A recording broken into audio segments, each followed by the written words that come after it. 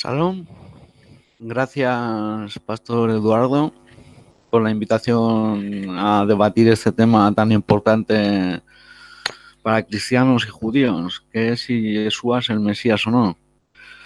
Mi posición va a estar determinada en decir que no lo es, porque no cumplió las profecías mesiánicas que nosotros contemplamos, y las que los cristianos dicen que son profecías mesiánicas, veremos que no lo son. Por otra parte, pues mi nombre, para los que no me conozcan, es Camilo Navarro Rubí. Vivo en España, tengo 37 años, soy soltero y nada, no soy judío mesiánico, no soy cristiano, no creo en Jesús como el Mesías, ni creo tampoco que sea Dios.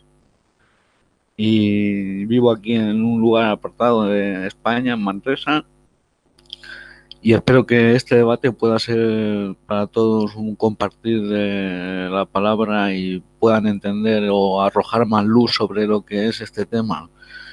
Yo en los otros debates que he tenido no he visto nada nuevo. Veremos si hoy el pastor Eduardo puede debatir y decir que Jesús es el Mesías. Veremos a ver sus argumentos. Así que darles las gracias a todos por estar aquí, por el debate, por escucharlo y por la oportunidad que me dan. Gracias y salón para todos, para todas sus familias. Gracias. Otra cosa, para el que quiera, tengo dos canales de YouTube. Ponen en el buscador Camilo Navarro Rubí, Torá Kabbalah, la historia crítica del cristianismo es uno, y el otro Camilo Navarro Rubí. Y luego tengo un blog, camilonavarroblog.es. Y ya con eso ya me despido. Gracias. Bueno, salón a todos de nuevo. Vamos a ver si Jesús es el Mesías o no. En este 25 minutos primeros que vamos a iniciar. Y bueno, para eso pues tenemos que ver la Torá, los profetas, los libros poéticos, todo. Y uno de los requisitos que tiene que tener el Mesías son los siguientes que yo voy a exponer. Otros son falsos. Tal que diga que hay otras profecías que hay que cumplir y que son del Mesías y no estas, tal persona quedaría como mentirosa. Bueno, dicho esto, en Génesis 49:10, uno de los requisitos que tiene que tener es que tiene que ser de la tribu de Judá, y me tendrá que demostrar el pastor cómo Yeshua era de la tribu de Judá. El cetro no se apartará de Judá ni la vara de su gobernante de entre sus pies, hasta que venga Silo, y a él se ha dado la obediencia de todos los pueblos. Como vemos, ahí lo dice clarito, tiene que ser de la tribu de Judá. Otra de sus cualidades es que debe descender del rey David. Veamos un texto en Jeremías 33:17, porque así dice Jasén: nunca le faltará a David quien se siente en el trono de la casa de Israel. Pueden ver otro texto si ustedes desean en Primera de Crónicas 17:11. También debe descender de Salomón. Esto lo dice en Primera de Crónicas 22:9 y 10. Pero te nacerá un hijo que será hombre de paz. Yo le daré paz a todos sus enemigos alrededor. Pues Salomón pacífico será su nombre, y en sus días daré paz y reposo a Israel.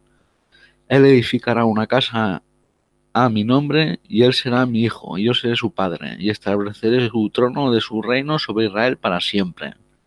Como vemos, dice para siempre. El trono de Salomón, de David y de Salomón. Tendrá que demostrar también el pastor que viene de la tribu de David y de Salomón, Joshua, cosa que tampoco creo que lo pueda demostrar. Otro texto que pueden mirar en Segunda de Crónicas 7:18. Ahora sigamos adelante viendo más requisitos que debe cumplir el Masías.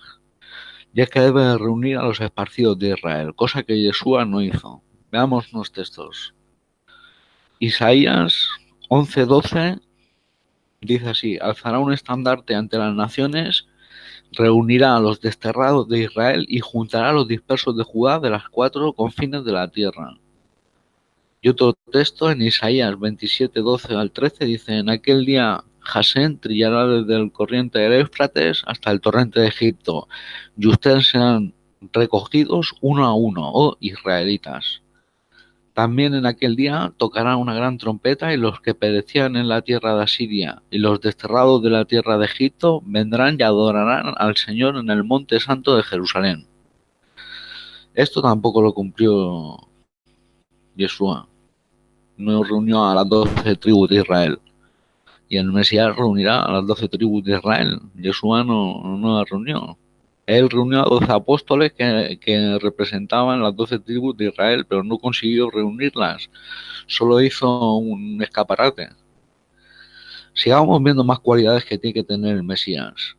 Cuando venga otra de ellas, es que reconstruirá el templo sagrado. Esto lo dice en Miqueas 4:1. En los últimos tiempos quedará afirmado el monte donde se asienta el templo del Señor. Será el monte más alto de cualquier otro monte. Todas las naciones vendrán a él. En los últimos tiempos quedará afirmado, ya lo dicen, bien clarito. Y Yeshua, en su tiempo, pues el templo estaba en pie. Hasta el 70 después de la era común no destruyeron el segundo templo.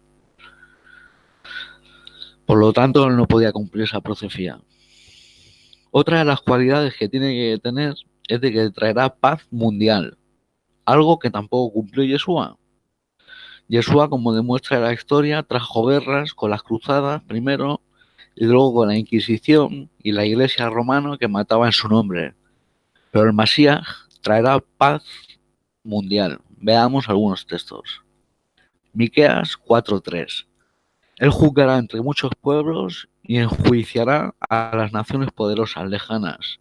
Entonces forjarán sus espadas en rejas de arado y sus lanzas en podadera. No alzará espada nación contra nación, ni se adiestrarán más para la guerra.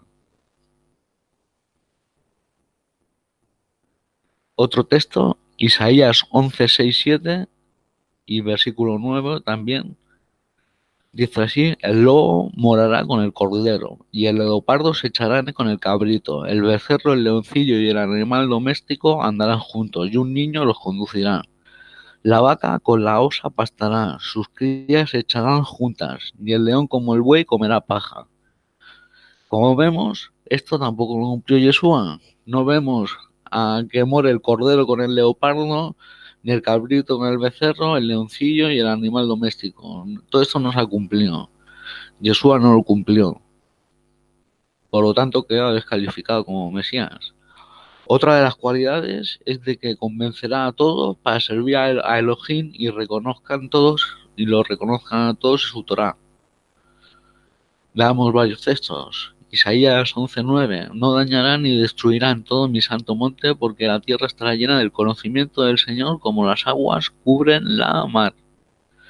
Entonces será la gloria del Señor, y toda la carne aún no la verá, pues la boca del Señor ha hablado. Esto tampoco lo cumplió Yeshua, porque no vemos que el conocimiento del Señor esté extendido por todo el mundo, el conocimiento de su Torah.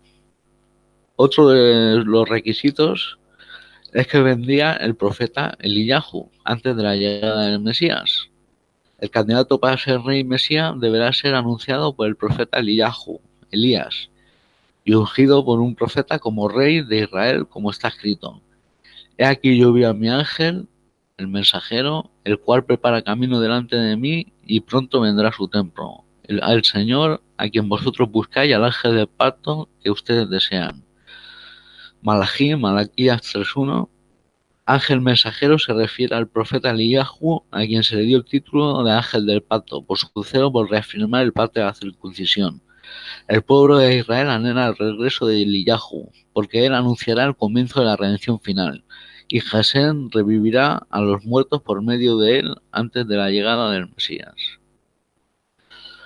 Como vemos, esto tampoco lo cumplió Yeshua, porque el profeta Elías no ungió a Yeshua como Mesías.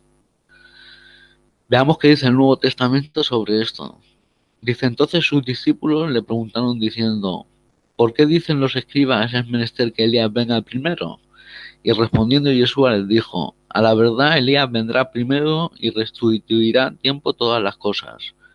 Mas os digo que ya vino Elías y no le conocieron, antes hicieron en él todo lo que quisieron.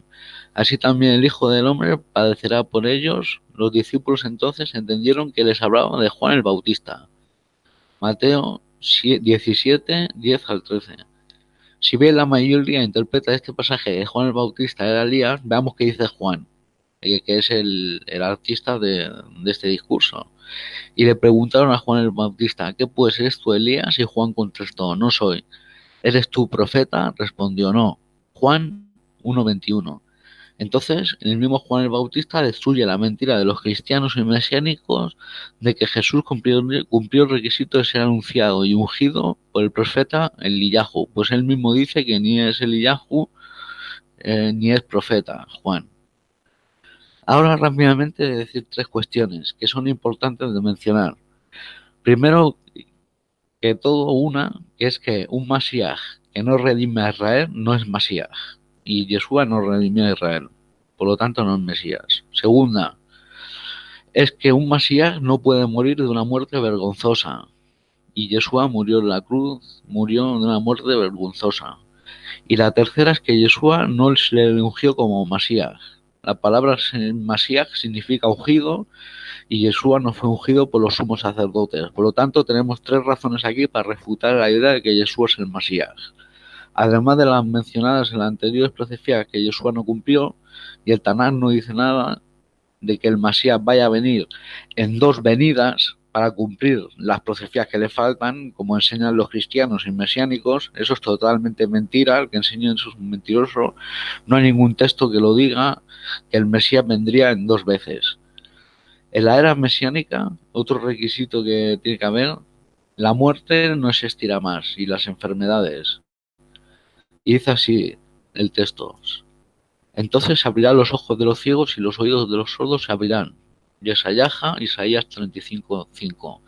Entonces brincará el carnero, el cojo cantará, la lengua muda, porque hundieron en el desierto las aguas y en los arroyos en la estepa.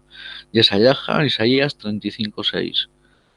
Jasén anulará la muerte para siempre. Entonces borrará Adonai Jasén la lágrima de todo rostro, y la afrenta contra su pueblo quitará de sobre toda la tierra, porque Jasén lo ha hablado.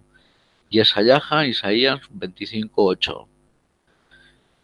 Como vemos, esto tampoco lo cumplió Yeshua, porque sigue existiendo la enfermedad y la muerte, y Yeshua no cumplió esta profecía tampoco. Otra profecía que hay que cumplir es que en la era mesiánica será removida la idolatría, la maldad y el pecado. Como está escrito: sucederá en aquel día, dice Jasén de los ejércitos, que cortaré los nombres de los ídolos paganos de la tierra, y no serán recordados más. También los falsos profetas y el espíritu de impureza. Yeser Hara, inclinación al mal.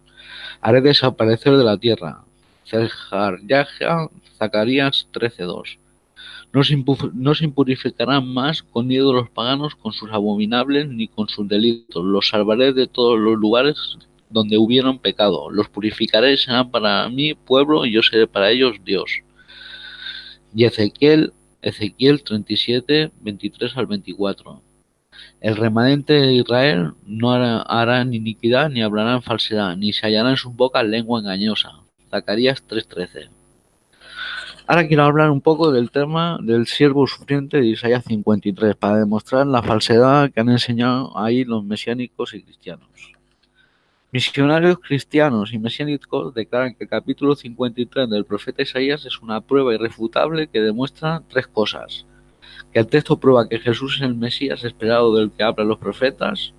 Segunda, que el Mesías es el siervo sufriente que tiene que morir por los pecados de la humanidad. Y tercera, que el único humano que ha cumplido esta profecía ha sido solamente Jesús. El texto de Isaías 53 es un texto en el que no hay ninguna señal, en el que este texto nos impulsa a decir que este texto habla claramente del Mesías, ni de la era mesiánica. Este texto solo habla de un siervo de Dios. Si ves a alguien que predica algo o contradice algo, otro contexto del Tanaj, debe ser porque está mintiendo, está equivocado o está estudiando fuentes manipuladas.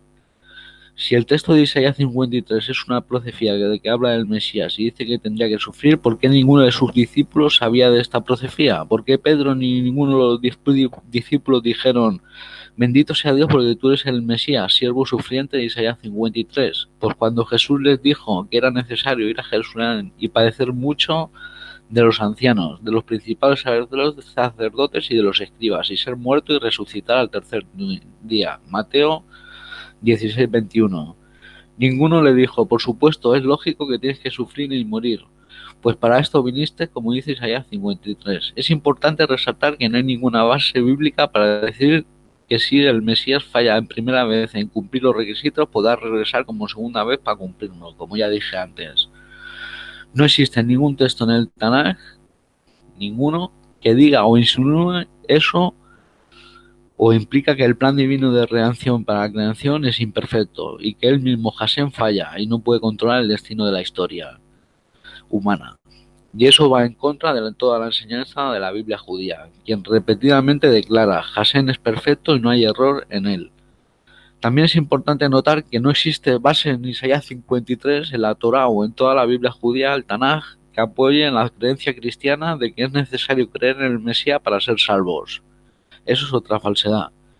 Hashem dio al pueblo judío un manual de instrucciones detallado, la Torá, conteniendo 613 mandamientos, y a los no judíos 7 mandamientos para que tuviéramos herramientas para tomar las decisiones morales necesarias de acuerdo al judaísmo y a la Torá. Cada persona determina su propia salvación personal basando sus propias decisiones morales. Por lo tanto, aun suponiendo que Jesús hubiera llenado todos los requisitos y hubiera sido el Mesías, no hay ningún texto que diga que es necesario creer en el Mesías para obtener salvación personal. El texto debe leerse en el contexto. Como dijimos, el contexto empieza desde el capítulo 40 de Isaías. En Isaías, el siervo sufriente, donde empiezan las 4 poesías del siervo de Dios. Y en diferentes partes de esas poesías se nos dice quién es el siervo sufriente, como está escrito. Pero tú, Israel, mi siervo Jacob, que te he elegido simiente de Abraham, mi querido, te he sido extremos de la tierra y entre los nobles te he llamado, y te dijo: mi siervo eres tú, te he elegido, y no te he desechado. Isaías 41, 8, 9. Ahora oye, Jacob, mi siervo, a Israel, que yo he elegido. Isaías 44, 1. Recuerda esto, Jacob e Israel, porque mi siervo tú eres tú. Te he formado para servirme, oh tú, Israel, no me olvides. Isaías 44, 21. Para bien de mi siervo Jacob, Israel, mi elegido. Entonces te he dado un título, pero no me has conocido. Yo soy Hashem y no hay aparte de mí otro Dios. Isaías 45, 4, 5. Relaten y hagan oír esto, propáguenlo hasta los confines de la tierra. Digan: libertó Hashem a su siervo Jacob. Isaías 48, 20. Y me dijo: mi siervo eres tú, oh Israel, que en ti me glorificaré. Isaías 49, 3. Otra vez el cristianismo y el mesianismo les mintió a sus seguidores, porque el siervo sufriente es el pueblo de Israel, no Jesús. Más pruebas de que el siervo de Hashem es el pueblo de Israel es que hay muchos textos. Entregó su tierra por heredad, porque para siempre es su misericordia. Una heredad para Israel su siervo, porque para siempre es su misericordia. Tehilín, Salmos 136, 21, 22. Pero tú no temas, oh mi siervo Jacob, dice Hashem, y no tengas miedo, Israel, porque aquí te salvaré donde estás, y lejos de tu descendencia de la tierra de su cautiverio. Yirmiyahu, Jeremías 30, 10. Y tú no temas, mi siervo Jacob, ni tengas miedo, Israel, porque aquí yo te salvaré desde lejos, y a tu descendencia de la tierra de su cautiverio. Yirmiyahu, Jeremías 46, 27 y 28. Misioneros mesiánicos y cristianos declaran que puesto que el siervo de Dios es referido en singular masculino, el capítulo 53 de Yesaya no puede referirse a Israel. Sin embargo, los siguientes versos de abajo muestran que en el Tanaj el pueblo de Israel es referido en singular masculino como el siervo y el Hijo de Dios como está escrito. Dirás: Aparjot. Así lo ha dicho Hashem, mi primogénito es Israel. Yo te lo he dicho a ti, libera a mi hijo para que me sirva a mí. Semot, Éxodo 44, 22, 23. Cuando Israel era muchacho, yo lo llamé. De Egipto llamé a mi hijo. Josea 11.1. Entonces, ¿cuál es la interpretación correcta? Como hemos podido ver, el siervo sufriente no es Yeshua. Hemos visto que es el pueblo de Israel, llegado a un montón de versículos. Así que el pastor tendrá que demostrar que el pueblo de Israel no es aquí el siervo de Isaías, que empieza desde los 4 cánticos del siervo. Ahora, otro de los textos que quiero tocar es el de Isaías 7:14, y que también lo usan para decir que es una profecía mesiánica, que tampoco lo es. Entonces, ¿cuál es la correcta interpretación?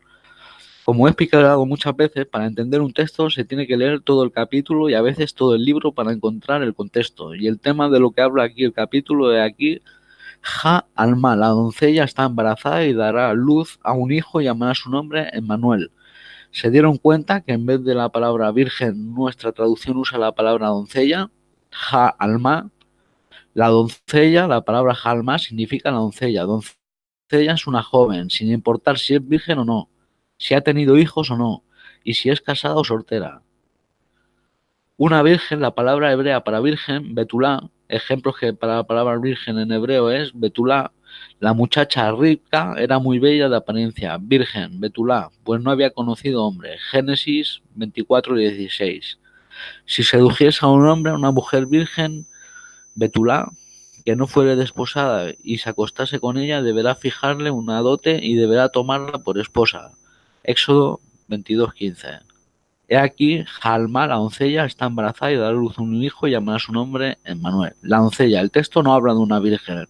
Esto destruye la mitología pagana del nacimiento virginal de Jesús. Esto es una joven conocida para la que está hablando, indicado por el artículo definitivo Ja. La indica que Yesayahu se está refiriendo a una mujer joven específicamente conocida por él, tal vez aún alguien que se encontraba para cerca de él, alguien a quien podría señalar. De acuerdo con Rashi, esta joven era la misma esposa del profeta Yesayahu. Hará, está embarazada. El texto no dice que la joven concebirá en un futuro. El texto dice que la joven ya está embarazada. Esto destruye otra vez la teoría cristiana de que esta supuesta profecía habla de Jesús, pues este texto se está refiriéndose a un suceso cercano, que ya ha pasado en ese mismo día que Isaías está hablando, y su interpretación cristiana del texto profético de la señal pierde todo valor. Y darás a luz un hijo. El texto no habla de un niño que nacerá 700 años después, como aplican este texto los cristianos mesiánicos y el nacimiento de Jesús. El texto dice que la joven está embarazada y a su tiempo el niño nacerá. Esto es un margen de 9 meses máximo, que es el periodo normal de gestación del cual de cualquier ser humano. Esto vuelve a destruir la interpretación cristiana de este texto. Y llamará su nombre Emmanuel. ¿Quién es Emmanuel? Porque Yeshua no es Emmanuel.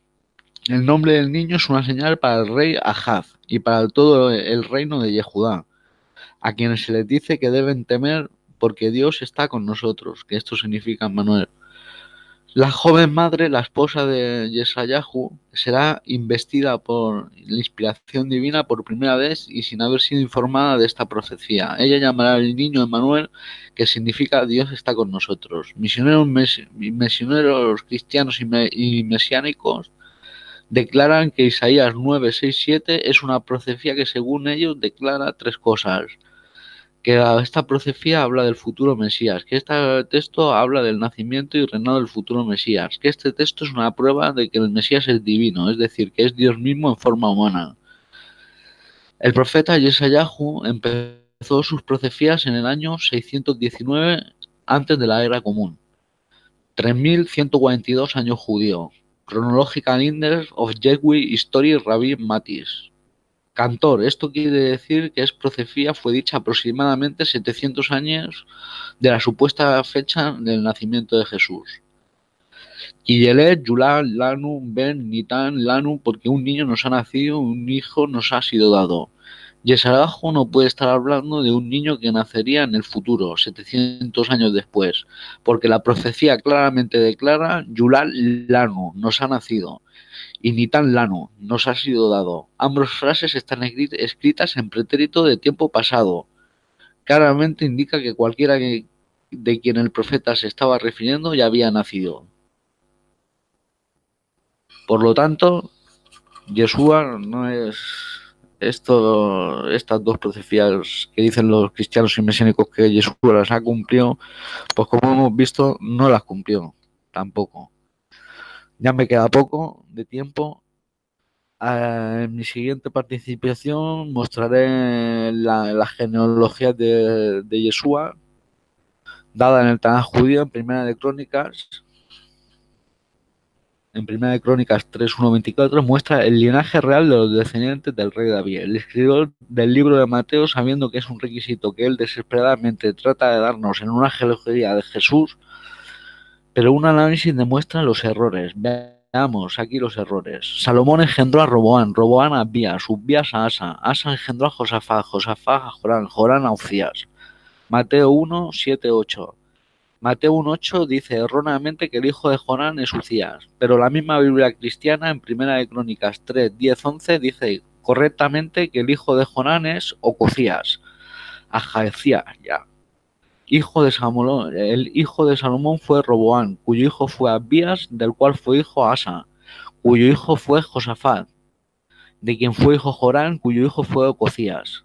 Primera de Crónicas 3:10-11, Reina Valera en 1960. Pregunta, ¿quién es Uzías?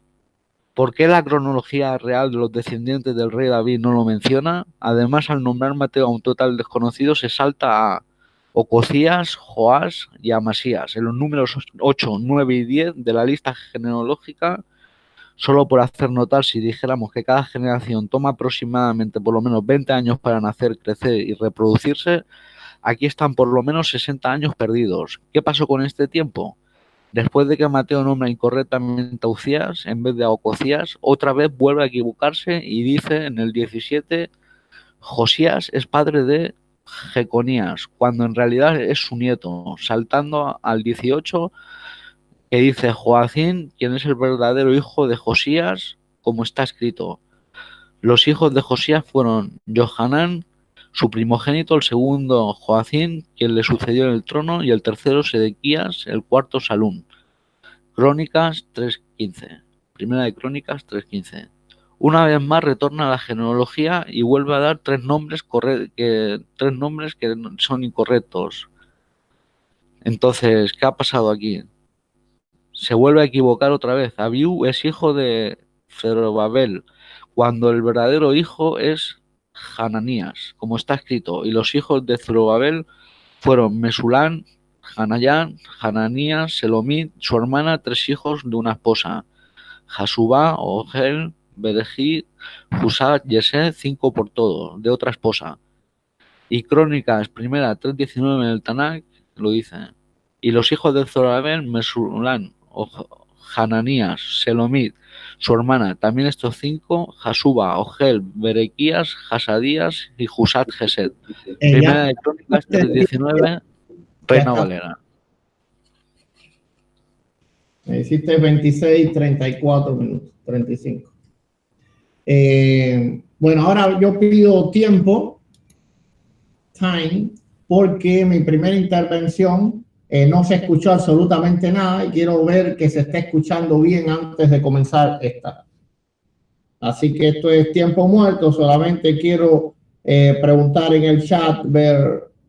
Ahora se te escucha mejor. Así que esto es tiempo muerto, solamente quiero. Ok, ok. Si ahora sí se está escuchando bien, un momentico, nada más para arreglar algo del audio, un momentico.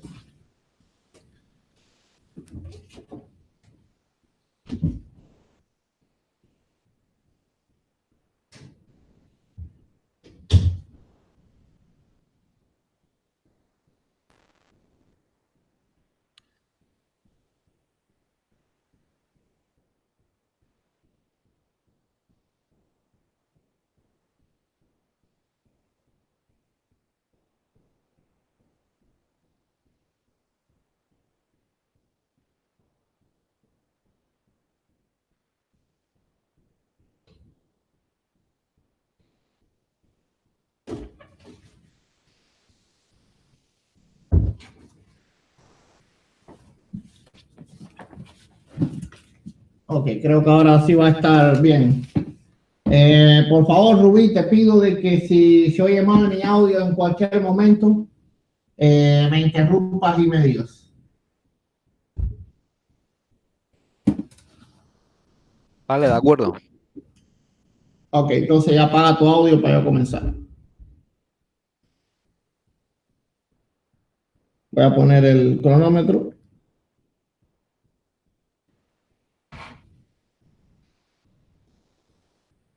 Ok, gloria a Dios. Bueno, a partir de ahora, 25 minutos. Bien, entonces yo apunté algunas de las cosas que él dijo y bueno, también voy a dar alguna argumentación. Primeramente, lamento que el pueblo judío esté entendiendo tan pobremente la Torá a pesar de que ellos deben de ser grandes estudiosos de ella. Vamos a entrar primeramente en Isaías 53, el siervo sufriente. Ellos dicen que no hay señal de que esta profecía sea mesiánica. Si Jesús debía de sufrir o porque dice él que porque sus discípulos no sabían que él debía de sufrir. Bueno, vamos a refutar esto con Juan 5:39, dice la escritura: escudriñad las escrituras porque a vosotros os parece que en ellas tenéis la vida eterna y ellas son las que dan testimonio de mí. El mismo testimonio de Jesús, Yeshua, da testimonio de que el pueblo de Israel en su tiempo vivía en completa oscuridad en cuanto al discernimiento bíblico, como desgraciadamente también muchos viven en esta época. En Juan 7:52 dice: respondieron y le dijeron: ¿eres tú también Galileo? Escudriña y ve que de Galilea nunca se ha levantado profeta, lo cual era algo completamente falso, porque estaba profetizado en Isaías capítulo 9. Dice: mas no habrá siempre oscuridad, porque la que está ahora en angustia, tal como la aflicción que le vino en el tiempo que livianamente tocaron la primera vez la tierra de Zabulón y a la tierra de Neftalí, pues al fin llenará de gloria el camino del mar del otro lado de Jordán, en Galilea de los gentiles. Así que estaba profetizado que de Galilea de los gentiles se iban a levantar profetas. Así que había un gran desconocimiento respecto a esto, respecto a lo que la Biblia decía acerca del Mesías, y literalmente, bueno, aún lo sigue habiendo en este tiempo. Vamos a seguir. Dice que no existe alguna doctrina o algún pensamiento, algo doctrinal dentro de la Torá que diga que hay que creer en el Mesías para ser salvo. Hay que entender qué cosa es creer en el Mesías. Y creer en el Mesías no es más bien profesar de fe, sino que creer que Él es el Mesías. Entonces, cuando uno cree en Jesucristo, está de manera primaria creyendo que Él es el Mesías de Dios, y sin duda estará de acuerdo mi amigo judío de que si alguien rechaza al Mesías, está rechazando a Dios. El número 3, él dice que el siervo sufriente es el pueblo de Israel y no es Jesús, es decir, no es una persona, sino es el pueblo. Vamos allá. Isaías 53 dice: ¿quién ha creído a nuestro anuncio y sobre quién se ha manifestado el brazo de Jehová? Subirá cual renuevo delante de él y como raíz de tierra seca, no hay parecer en él ni hermosura que veremos más inatractivo para que le deseemos. Ok, ¿quién le va a desear? Le está deseando el pueblo de Israel.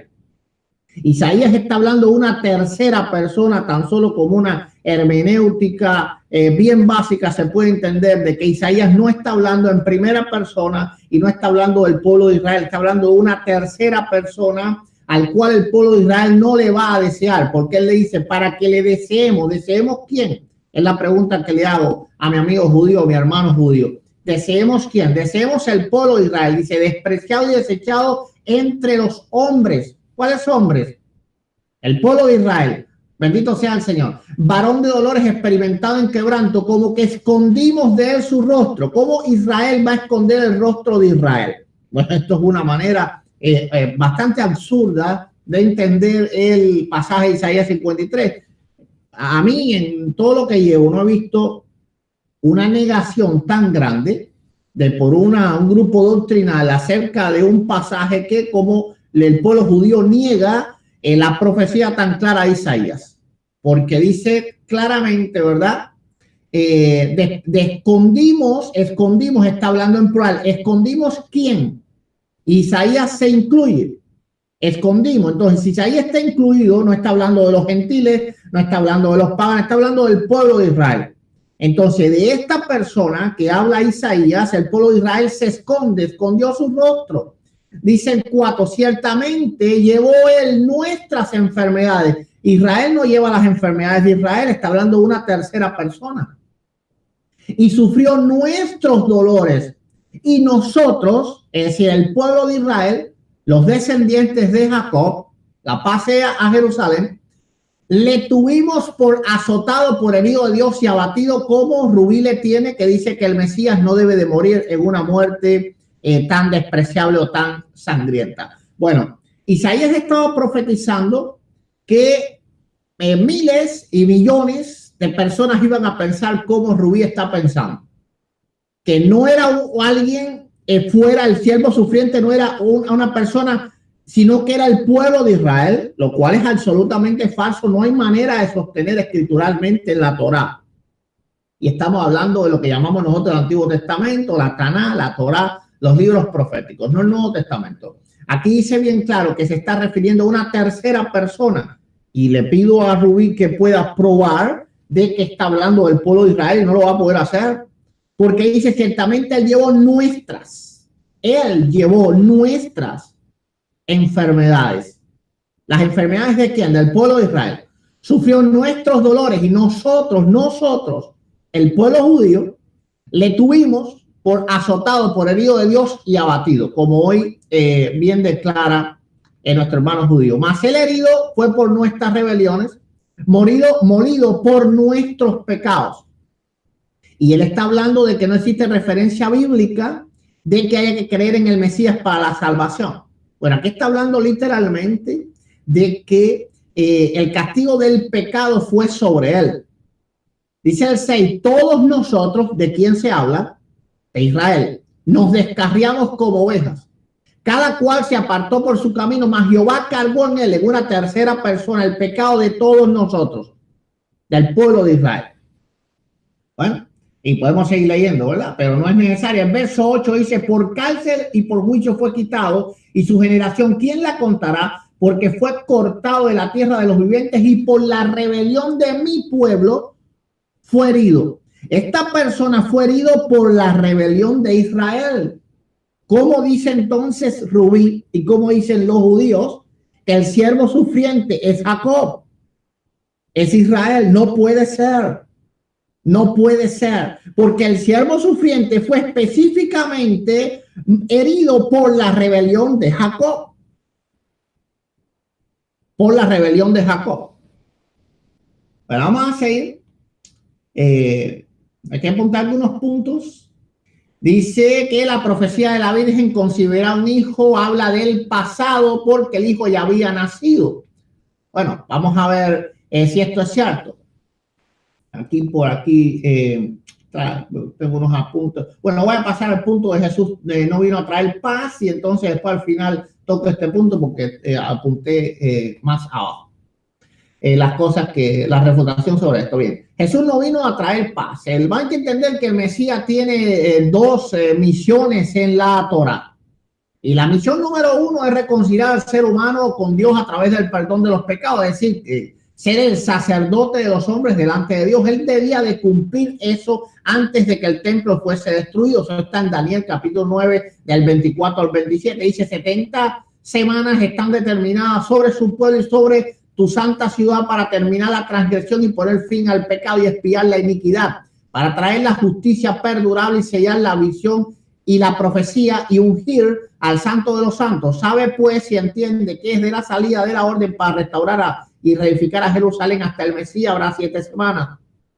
Y 72 semanas se volverá a edificar la plaza y el muro en tiempos angustiosos. Después de las 70 semanas, 72, se quitará la vida del Mesías, mas no por sí. Y el pueblo de un príncipe que ha de venir destruirá la ciudad. Hay que ver que después de la muerte del Mesías viene guerra, profetizado en Daniel capítulo 9. Pero a lo mejor Rubí no cree que Daniel es un verdadero profeta, porque dice claramente que después de la vida de él fuera quitada, dice, y el pueblo de un príncipe que ha de venir destruirá la ciudad y el santuario, pero dice, Ok, se volverá a edificar el muro y en tiempos angustiosos, después de las 72 semanas se quitará la vida del Mesías, mas no por sí. Y el pueblo de un príncipe que ha de venir destruirá la ciudad y el santuario.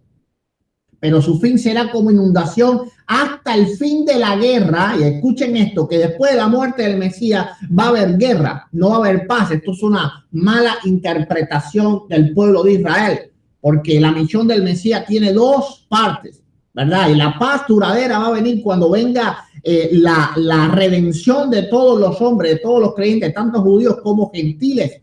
No puede haber paz mientras que haya gentiles que ataquen al pueblo de Israel.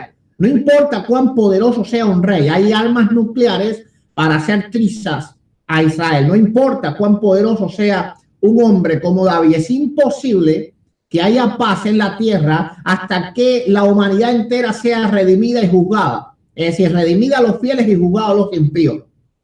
Y Daniel no profetiza que después del Mesías va a haber paz. Daniel profetiza que después del Mesías va a haber guerra. A esta guerra, hasta el fin de la guerra, hayan sido decretados asolamientos.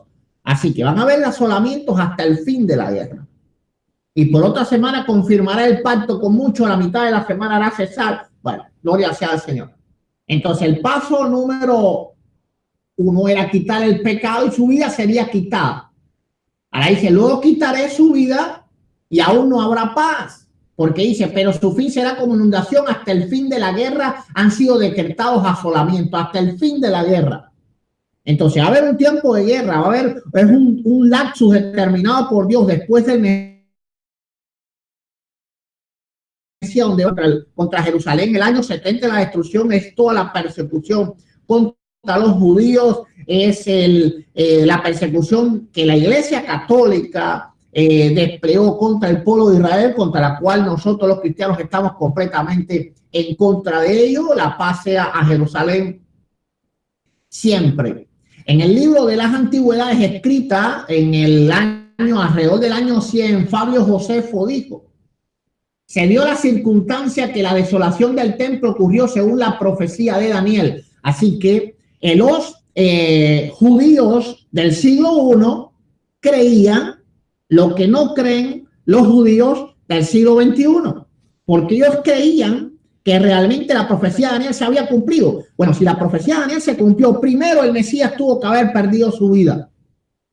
Entonces la victoria es de Jesucristo, porque solamente Él puede dar esto, puede hacer esto. Cuando dice Isaías 11:6, morará el lobo con el cordero y el leopardo con el cabrito, el becerro y la bestia domésticas andarán juntos y el niño los pastoreará. No cabe duda que está hablando de un escenario literalmente divino, no un escenario mundial como el que cree Israel, que va a venir un hombre que los va a hacer el rey de la humanidad y ellos van a controlar todas las cosas. No, eso no es así, porque aquí se influyen otras cosas. Está hablando de un cambio completo de la naturaleza, no solo del ser humano. Está hablando de un cambio completo de toda la creación. Así que, como dice la Escritura, que nuevos cielos y nueva tierra van a ser creados. Entonces, solamente se puede entender esto creyendo en Jesucristo como Mesías y creyendo en la revelación que Dios dio a los santos hombres de Dios, es decir, a sus apóstoles. No se puede entender esto de ninguna manera. Porque que paste el león con el cabrito no está hablando de que venga un hombre que liberte a Israel simplemente. Está hablando de que hay un cambio, un macro cambio estructural por completo en toda la naturaleza, en toda la creación. Para eso tienen que haber nuevos cielos y nueva tierra, como dice la Escritura, la santa palabra del Señor en el libro de Apocalipsis. Dice que no fue ungido por rey. Hay que entender algo, que el Mesías no iba a ser ungido ni por un rey, ni por sacerdotes, sino que iba a ser ungido por el mismo Dios. Y eso está profetizado en el Salmo 45, versos 6 y 7. Tu trono, Dios, es eterno y para siempre. El cetro de justicia es el cetro de tu reino. Has amado la justicia, aborrecido la maldad. Por tanto, te ungió Dios, el Dios tuyo. Y eso es una profecía mesiánica, ¿verdad? Con óleo de alegría más que a tus compañeros. Mirra y aloe y casia exhalan todos tus vestidos. Desde palacios de marfil te recrean. Entonces, la unción del Mesías no iba a ser una unción. No hay un momento en la Torá que la Torá diga que los sacerdotes, que el sumo sacerdote va a ungir al Mesías. Es decir, el sumo sacerdote de Israel, un descendiente de Leví, un descendiente de Aarón, ¿no? Es decir, la unción que va a recibir el Mesías es una unción, por supuesto, una unción mucho mayor, porque él es el santo de los santos, como dice Daniel. Ahora, creo que dijo que no construyó el tercer templo. En Miqueas 4:1 creo que puso: acontecerá en los posteros tiempos, en el monte de la casa de Jehová será establecido por cabecera de monte y más alto que los collares, y correrán a él los pueblos. ¿Dónde habla aquí de un tercer templo? Aquí habla del monte del templo, no del templo. Y el monte del templo significa donde Dios se revela a los hombres. Todos los hombres van a ir a buscar al Dios de Israel. Y el único que ha cumplido eso es Jesucristo. De hecho, la mayor cantidad de turismo que hay en Israel son cristianos. Las personas que más defienden a Jerusalén, más que los judíos, porque los judíos viven fuera de Jerusalén y en nada defienden a Jerusalén. Si la defendieran, vivirían allí, pero viven en otros lados, en Argentina, en España, en el exilio. Ahora, ¿quiénes han ido a conocer al Dios de Israel? ¿Por qué Jerusalén es ahora el centro del mundo entero? Porque se cumplió la profecía, Miqueas 4:1. Es decir, los pueblos enteros, todos los gentiles hemos ido a buscar al Dios de Israel. Todas las naciones, literalmente la religión cristiana es la religión más grande del mundo. Él habló de la genealogía, que había problemas en la genealogía. Y bueno, es importante saber que esto tiene varias respuestas. Y esto es una objeción que tenemos que responder bien claro. Existen varias respuestas hacia el problema de la genealogía de Jesucristo, que sí hay problema. Es decir, sí hay problema para probar que él viene de David. Si leemos la genealogía, él habló que tiene que venir de Salomón. En ninguna manera la escritura dice que tiene que venir de Salomón, pero de todas maneras después voy a ver el verso que él habla. Pero de todas maneras se supone que era de la línea de Salomón. Así que suponemos también que tenía que venir de Salomón. Ahora, sí hay problemas en la genealogía, pero él debe saber que existen varias explicaciones para esto. Vamos a decir que las primeras explicaciones no se pueden probar. Y dejo claro esto. No se puede probar que la escritura tuvo un error a la hora de copiarse. Es decir, es posible que a la hora de copiarse de manuscritos y manuscritos haya tenido un error a la hora de esto.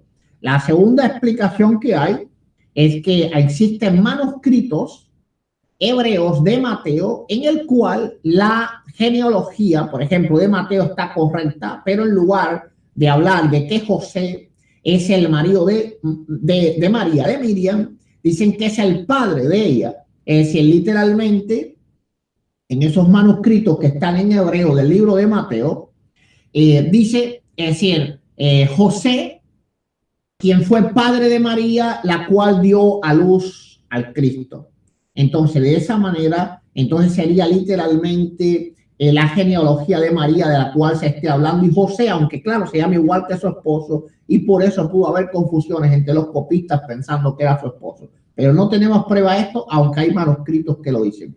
Ahora, de lo que sí tenemos prueba es de que la Biblia, no solo en el Nuevo Testamento, sino en toda la Escritura, hablando de la Torá, el Antiguo Testamento, tiene muchos problemas en cuanto a la genealogía, y eso lo debe saber mi hermano judío. ¿Por qué razón tiene problemas en la genealogía? No se sabe. Es decir, un plan tiene Dios en hacer que las genealogías de la Escritura, la gran inmensa mayoría, tengan profundos errores, se pueden decir, o contradicciones. Y vamos a ponerle ahora algunas pruebas. Por ejemplo, si vamos a Crónicas, capítulo 7, del verso 20 al 27, vamos a ver que de Efraín a Josué había 9 generaciones. 9 generaciones. Pero si vamos, ¿verdad?, a las generaciones que habían desde Moisés, y ahora se la voy a poner aquí en la pantalla, desde Jacob, hasta Moisés, habían 3 generaciones solamente. Es decir, en 400 años, Ok, aquí están, pero déjenme buscarle primero. Eso está en Números 11, creo, número 1. Gloria sea al Señor. A ver si lo tengo por aquí para buscarles el pasaje y podérselo leer.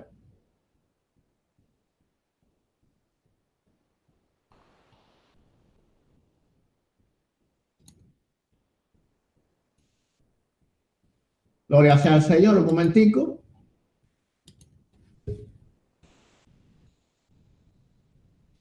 Ok, número 16. Número 16, 1 dice textualmente, esto es Torah, literalmente Pentateuco, Coré, hijo de Izar, hijo de Coat, hijo de Leví. Es decir, de este Coré, que Coré es contemporáneo con Moisés, Aquí están viendo una tabla de todas las contradicciones que existen dentro de la Torá en el Antiguo Testamento respecto a la genealogía.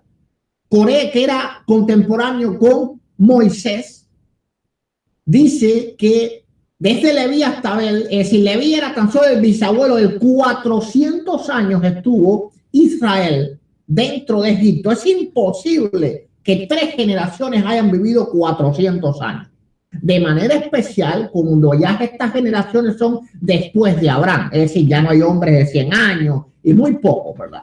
Es decir, llegaban a ese tiempo, mucho más en el cautiverio que tuvieron en Egipto. Y las contradicciones que pudiera decir respecto a esto son completamente enormes. Aquí tengo una tabla completa de las contradicciones que tienen pues la genealogía en la Torá, la cual mi hermano judío sí cree. Bueno, vamos a seguir.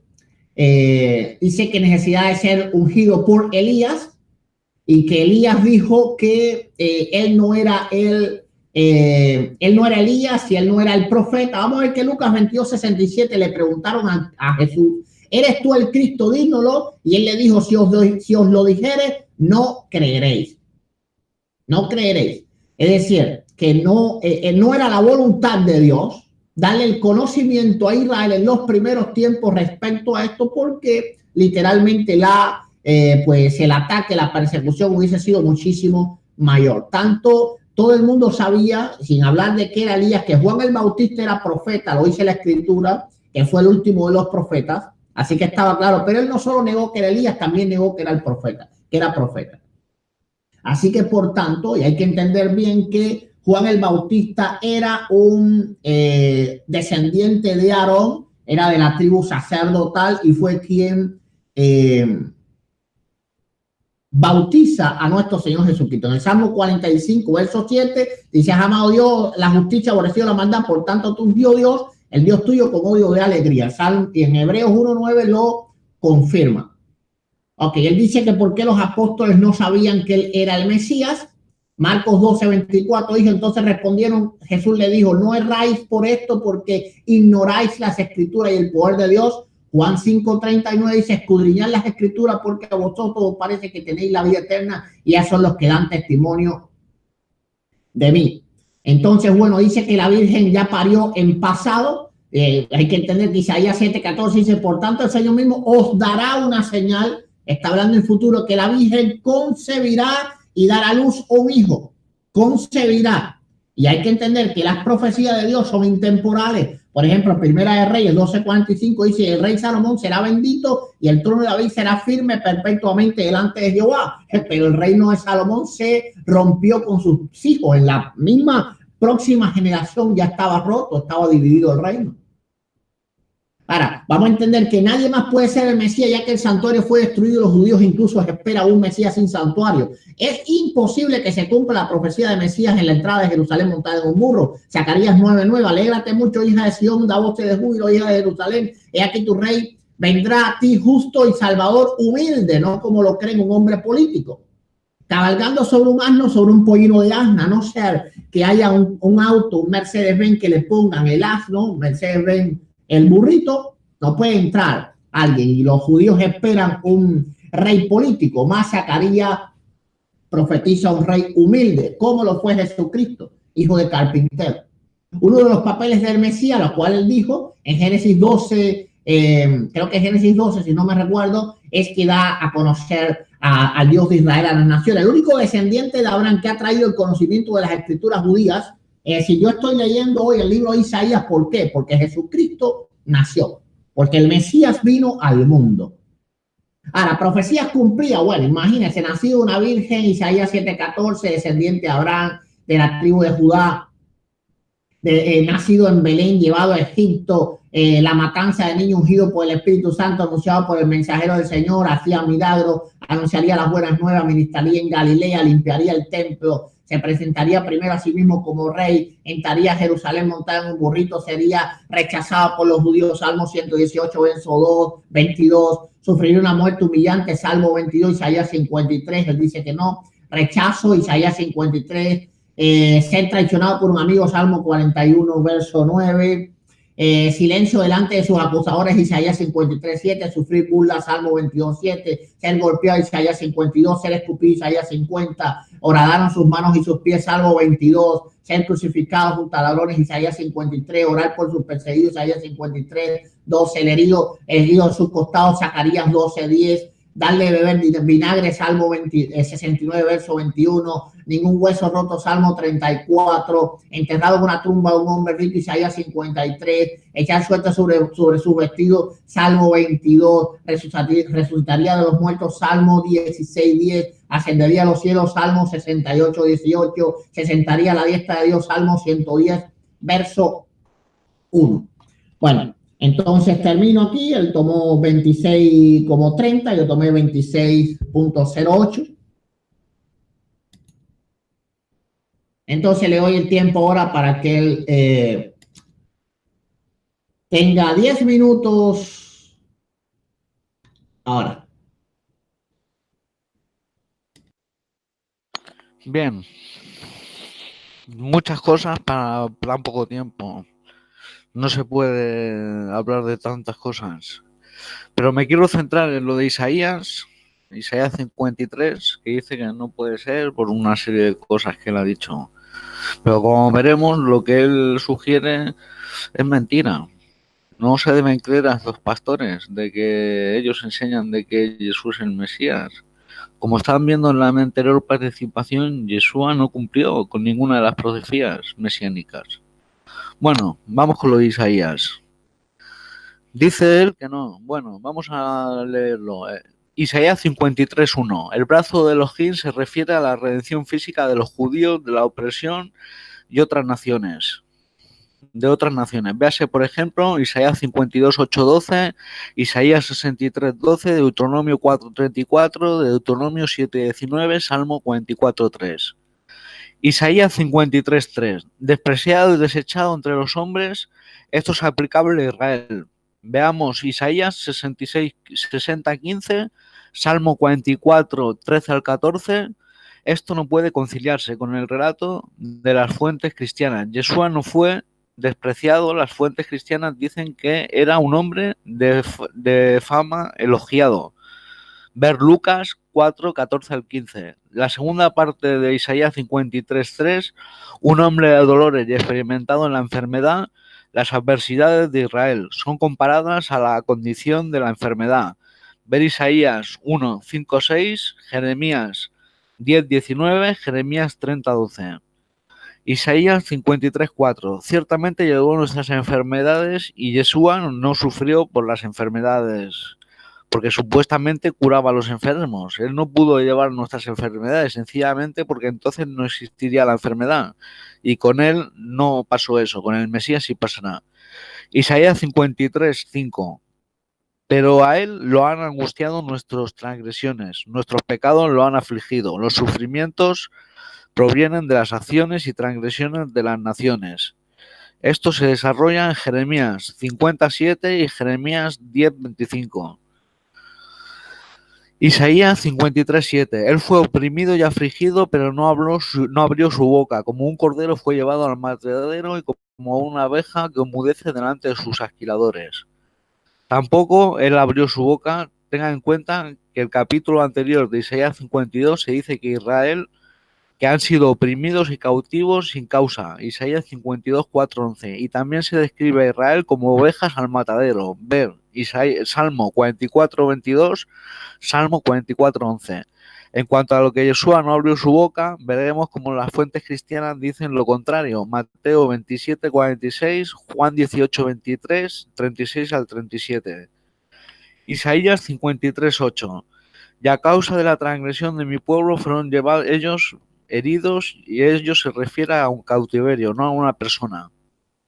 Isaías 53, 9. Su tumba se dispuso con los impíos y con los ricos en sus muertes. Una vez más se hace evidente el plural. Ver Ezequiel 37, 11, 14. A los hijos de Israel se les describe como cortados.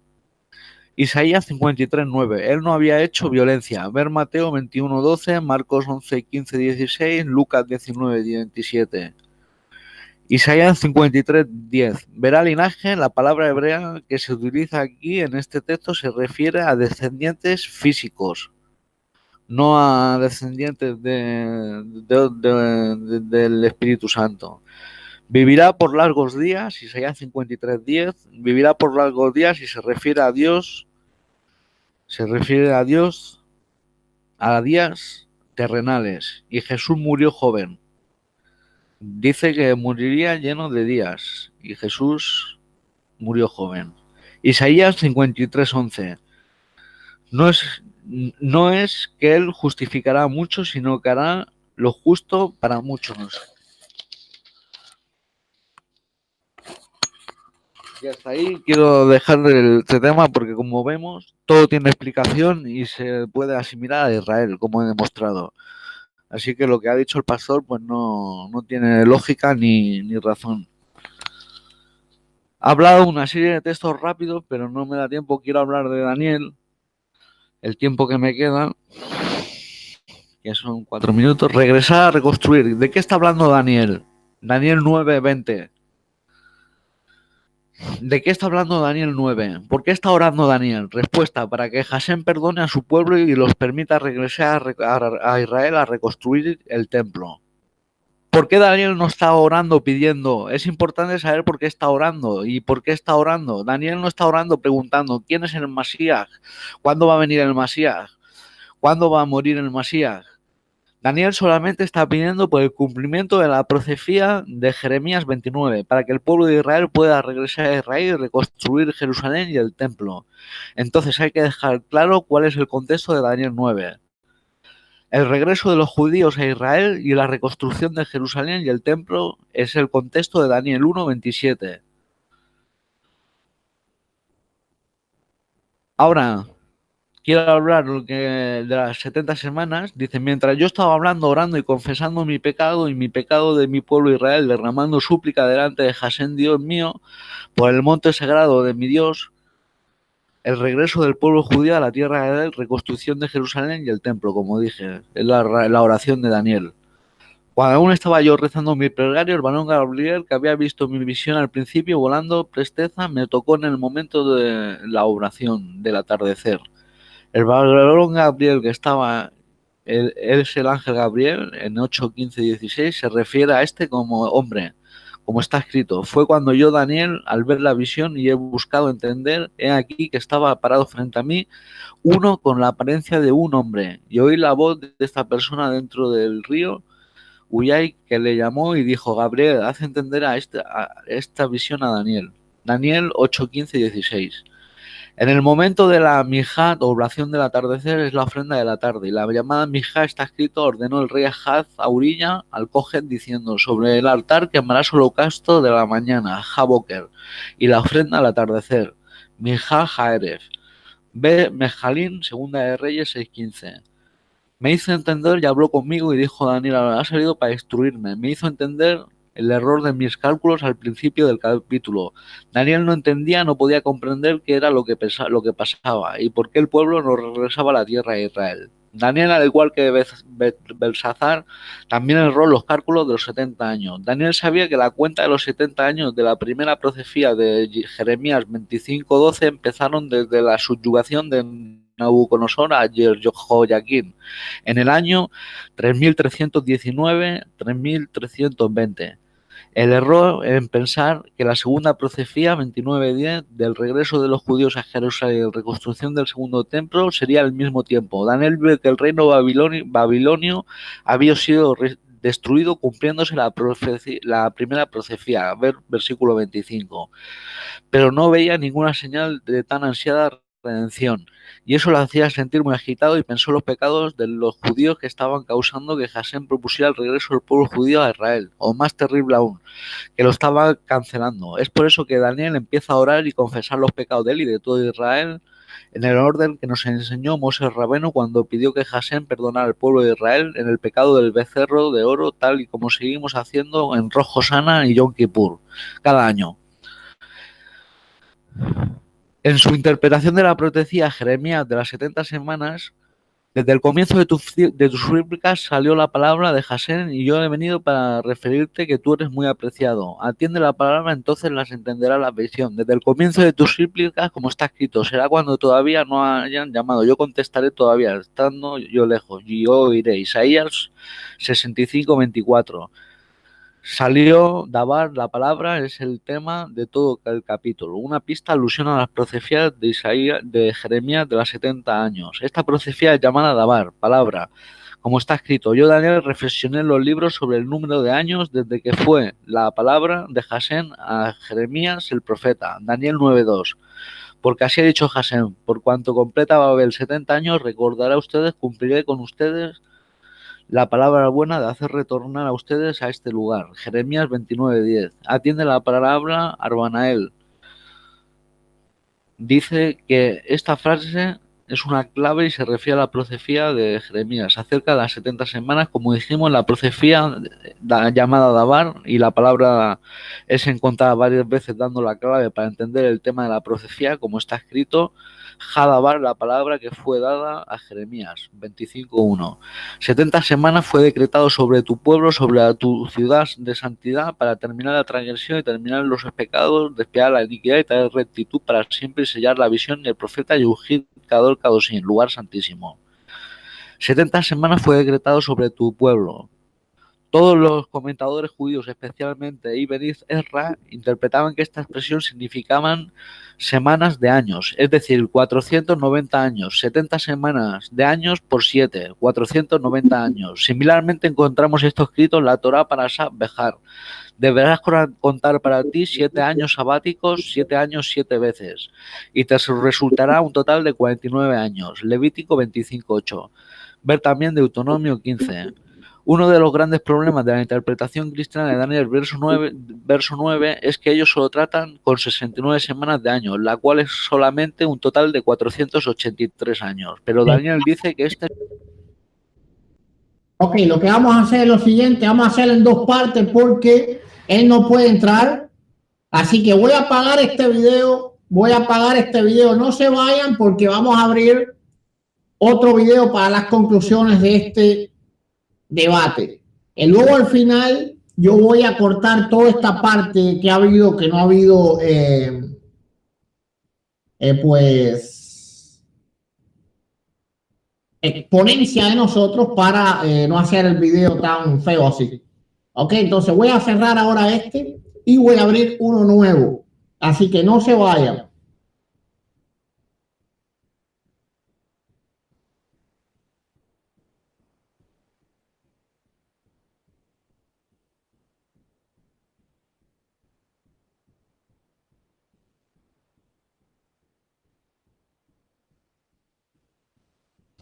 Ok, pues entonces terminamos aquí la primera parte del debate sobre Jesús el Mesías y vamos a abrir la segunda parte.